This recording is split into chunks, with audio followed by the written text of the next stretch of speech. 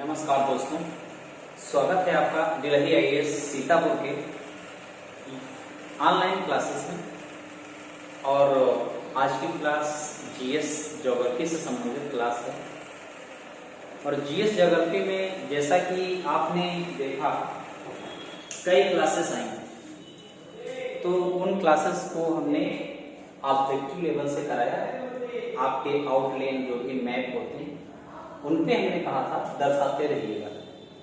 Class के कुछ students ने कॉपी दिखाई थी बेहतरीन तरीके से, जैसा कि मैंने कहा था इसको आप लिखिएगा और उसके बाद में मैपिंग करिएगा। उन्होंने मैपिंग दिखाया और कुछ एक जगहों पर उन्होंने पूछा भी कि कहाँ पे क्या चीजें हो सकती हैं। इसलिए जो ऐसा कर रहे हैं वो जाहिर सी बात है आपसे बेहतर हो सकते हैं।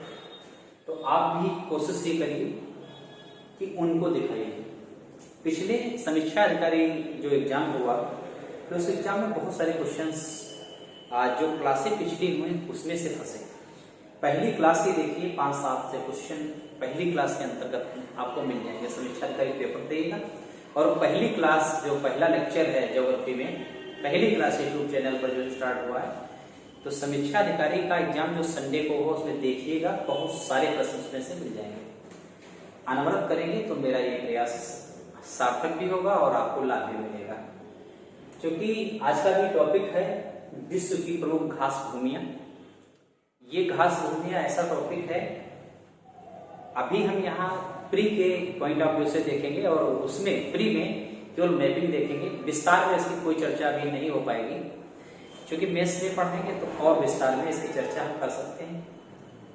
इसलिए इसको आप मैपिंग करिए। और ये ऐसा टॉपिक है कि चाहे वनडे एग्जाम हो, one day exam SSC, bank, railway, UP, PSI वगैरह, इनके साथ साथ में अगर आप देखोगे प्रशासनिक सेवा में जैसे समीक्षा अधिकारी देखो, चाहे लोअर देखो, चाहे पीसीएस, आईएएस तक में इनसे संबंधित प्रश्न आए हैं। मैंने उनमें से कुछ ऐसे प्लेस निकाला है जिनसे क्वेश्चन बनते हैं।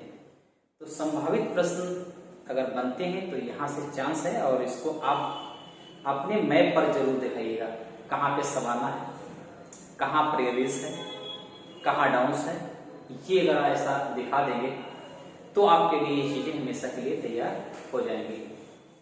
तो घास भूमियां अगर आपको समझना है तो जैसे मान लीजिए आप भारत के संदर्भ में आपसे बात करें तो जैसे कृषि होती है या वनस्पतियां, कृषि है मान लीजिए, या वनस्पतियों का अगर विकास देखोगे तो जलवायु के आधार पर और वर्षा की मात्रा के आधार पर जितनी भी वनस्पतियां होती हैं उनका विकास होता है। जलवायु और वर्षा के आधार पर उसी में सब काम करता है, तापमान वगैरह, मिट्टियां वगैरह। तो इसके ही अंतर्गत अनेक प्रकार की वेजिटेशंस का विकास होता है।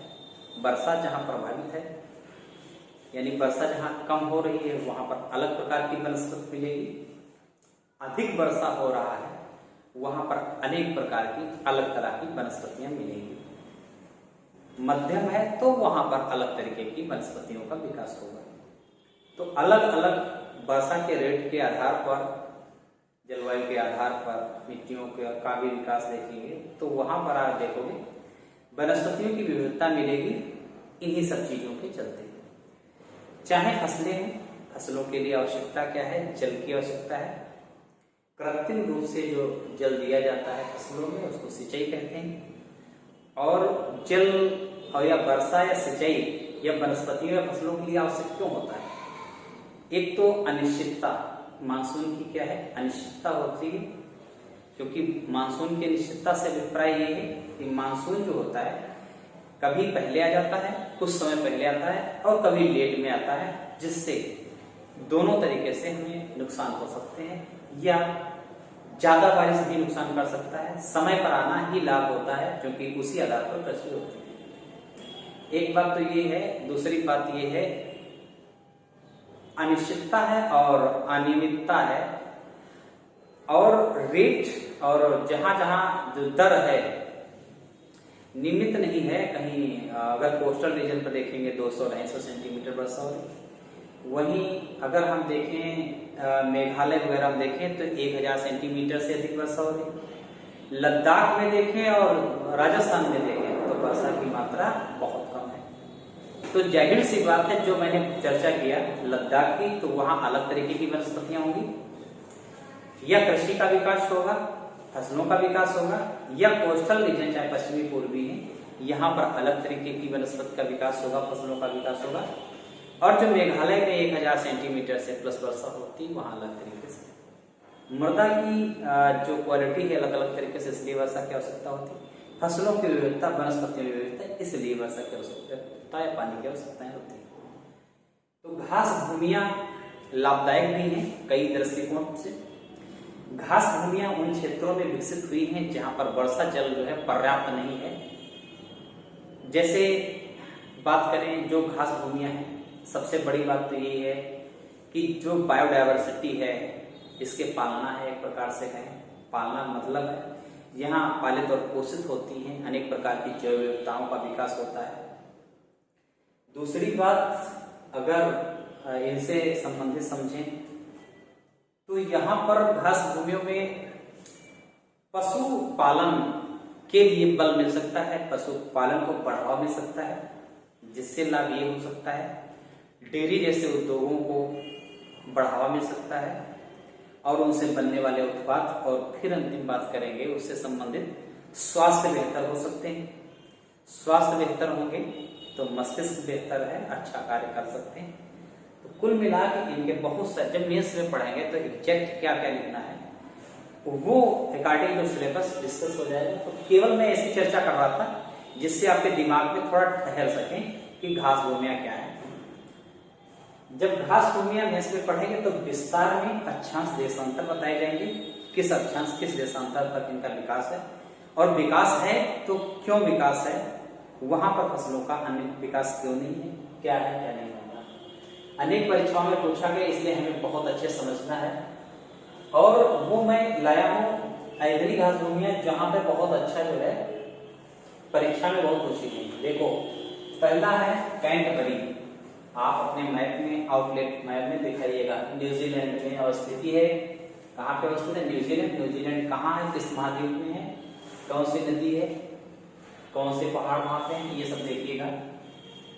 डाउन्स, तो डाउन्स बड़ा फेमस है, ये बहुत बार पूछा गया प्रश्न पीसीएस का है। समीक्षा अधिकारी लोअर पीसीएस, मतलब ये आते प्रश्न है। ऑस्ट्रेलिया में है, क्योंकि विश्व का सबसे छोटा महाद्वीप भी ऑस्ट्रेलिया है, वहां आप देखोगे तो ये आपको ऑस्ट्रेलिया में नजर आएगा। राजधानी क्या है, क्षेत्र कितना है, पॉपुलेशन किस प्रकार की है, नदियां कौन है, पहाड़ कौन है, पठार कौन है, इससे संबंधित जो भी चीज बनता थोड़ा देखिएगा। लेनास क्या है, ये वेनेजुएला में है, किस महाद्वीप में है, किस देश में क्या है। कोलंबिया कहाँ पे है, ये देख लीजिएगा। पंपास बहुत बार पूछा गया है, ये कहाँ पे है, अर्जेंटीना में है पंपास अर्जेंटीना में है, और अर्जेंटीना किस महाद्वीप का हिस्सा है ये आप देख लीजिएगा। पैंडन, तो पैंडन जो है, पैंडन ये मलेशिया में है। मलेशिया देखो कहाँ पे है, किस एशिया का हिस्सा है, ये देखिएगा। प्रेरी बहुत बार पूछा गया है, और प्रेरी उत्तरी अमेरिका है। अब फिर देखिएगा इसको जो है गेहूं की डलिया किसे कहा जाता है, अन्न भंडार किसे कहा जाता है, इससे बहुत प्रश्न बनेंगे, वो बात कराएंगे। सिर्फ मैं फोकस कर रहा हूं मैपिंग वाले काम पे। स्टेपीज कहाँ पे है, साइबेरिया है, और बेल्ट का है दक्षिण अफ्रीका में है, बेल्ट दक्षिण अफ्रीका में है। अब आप देखिएगा कैंपस ब्राजील में अवस्थिति है इसकी, कैंपस बहुत ही फेमस है, इनकी विशेषताएं बाद में मेंस में लिखाएंगे, क्या विशेषताएं इनकी, किन किन प्रकार से इनसे जीएस में प्रश्न पूछे गए, इसकी भी चर्चा होगी। कटिंगा बहुत बार पूछा गया है, ये भी ब्राजील में है। और पटाना ये श्रीलंका में है, श्रीलंका में पटाना है घास भूमि। और पुस्टैज ये हंगरी में है, पुस्टैज जो है हंगरी में है पुस्टास। पार्कलैंड दक्षिणी अमेरिका का है, पार्कलैंड दक्षिणी अमेरिका में है। सवाना बहुत बार पूछा जाने वाला है, ये अफ्रीका में है, एशिया में है और ऑस्ट्रेलिया में और दक्षिणी अफ्रीका में है। सॉरी ये यहाँ लगा दिया, ये तो सेल्वास है, सेल्वास क्या है, दक्षिणी अफ्रीका में है। लेकिन जो सवाना मिलेगा ये अफ्रीका में मिलेगा, सवाना घास भूमि, और सवाना एशिया में मिलेगा, ऑस्ट्रेलिया में मिलेगा। फिर हम चर्चा करेंगे ये सवाना का विकास कितने अक्षांश से कितने अक्षांश के बीच में हुआ है, क्या है देशांतर की भूमिका है या नहीं है, इसलिए कंट्री कौन कौन सी आती हैं और वो कंट्रियों में उन महाद्वीपों में कहां कहां पर ही निर्मित है या विकसित है। सेल्वास की भी चर्चा कर लेंगे दक्षिण अफ्रीका में, तो दक्षिण अफ्रीका में सेल्वास की भी चर्चा होगी। तो आप लोग बिल्कुल लापरवाही न करें, जो जुड़े हुए क्लास से कर रहे हैं क्लास बढ़िया कंप्लीट करिए। टेस्ट वगैरह होने हैं, सब आपके टेस्ट होंगे नियमित तौर पर, कंटिन्यूटी क्लास की बनाए रखिए।